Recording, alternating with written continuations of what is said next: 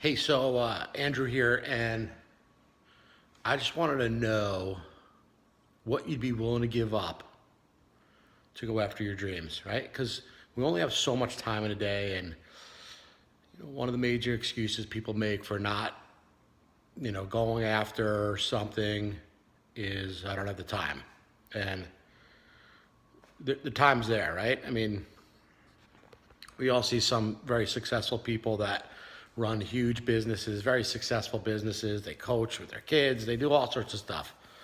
Some people make the time, whether it's getting up earlier in the day and getting in your routine, or a combination of things, right? Like, for example, the television and we had a divorce.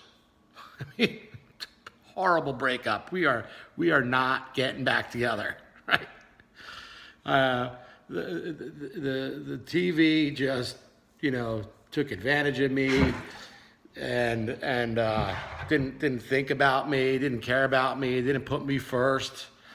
The TV was a time suck, and the messages in there just for the most part are pretty weak. Now, if you have a show and you like to get into like what I like is like a Netflix, right? I could binge watch a series in like no time, but not the everyday hour and a half or more in front of the idiot box, right? And so a couple things that you could do to replace that is listen to some good stuff, right? I mean, YouTube has got plenty of motivational and inspirational stuff.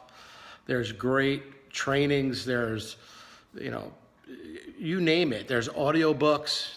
You can get the messages that your head needs so that your heart will take over, right? And so I encourage you to find a few things that are in your way that are easy enough to remove so that you can take action. And I promise you, you will not miss them.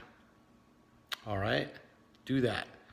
Quit. Have a divorce with your TV.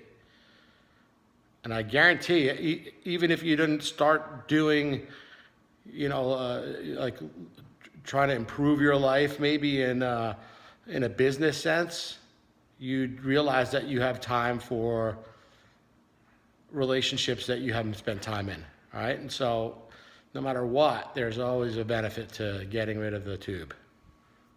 See ya.